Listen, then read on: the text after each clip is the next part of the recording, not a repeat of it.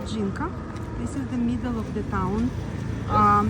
We are gonna see here our last tribe and have a last sunset in Ethiopia. A very lovely town with a lot of stores.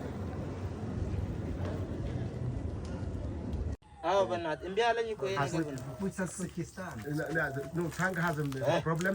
He's making medicine. It's a medicine, you know. He's washing with salt and then he use you see, he make a blade on it. Yeah, you see. In Jinka, in Ari tribe, but it's a most progressive with agriculture. They all have animals. Our tour guide has 3 cows, 4 sheep. Here is Mr. Alamu, the owner of the house. Chicken. And this is the Alamu. Alamu. And he has such a beautiful house with a lot of colors. ቤቱ ከለሩ በጣም ነው የሚያምረው። አካባቢው ፋሲካን ተጠብቀ በደው ቀራ።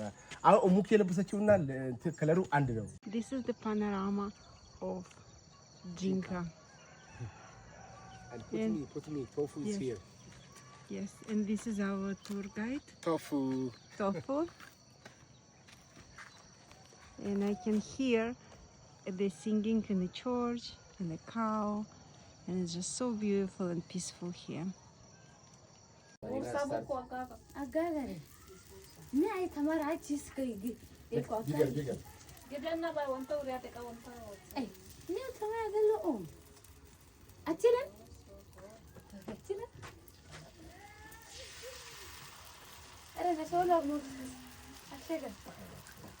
Crepes. Very.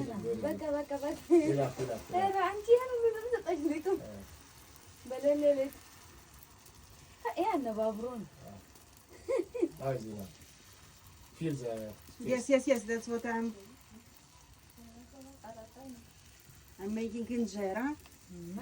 Maybe it's not the most beautiful looking injera.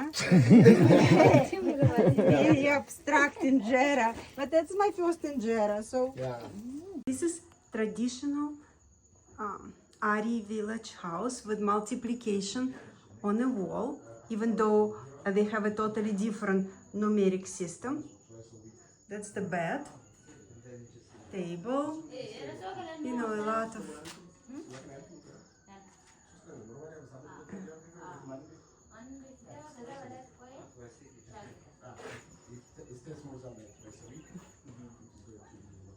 and this is another bedroom. And the house has a beautiful garden with the dog and a little cow who was just born a week ago, and a little baby dog too. So this is the place where they keep supplies, and jungle, banana trees and papaya tree, laundry, sleeping outside. Wake up this morning in Jinka, Ethiopia, and we didn't have electricity for the whole night. It was a really heavy rain. Now we don't have hot water, but we're still getting ready for breakfast. They're gonna prepare our eggs and coffee on a pole, and people are waking up, getting ready to work, putting the chair in front of the stores, you know, opening up the stores. It's a sound of tuk-tuk and women dress well, going to the market, and it's a beautiful view of the mountains here. I'm in an African market in Addis, the biggest market in Africa. I don't get out of the car because it's quite dangerous, but there are a lot of interesting moments here, how people use the technology to load. There are different people on this market, some of them with the donkey, and people are very aggressive. My last video ended up almost with the loss of a life of our driver. They promised to kill him for my video.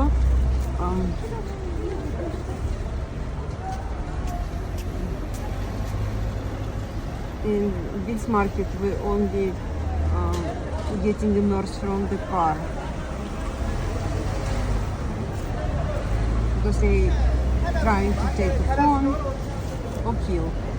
But another thing, there is no electricity in Addis Ababa as well, so traffic lights are not working. This is the roast with produce. You can buy vegetables. I'm surprised, but there's not that many vegetables in Ethiopia. And a lot of donkeys here carrying the grains. So you can buy basically everything. My favorite part, how people carry huge loads on the head.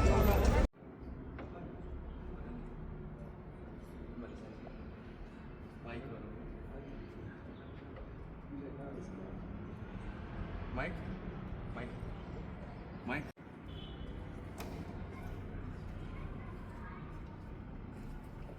First time after 10 days of Ethiopian trip, we got into the civilized, westernized place, and it feels amazing. It feels orgasmic actually, and it smells like coffee, and everything is clean. I guess I miss civilization so much, even though I like authenticity.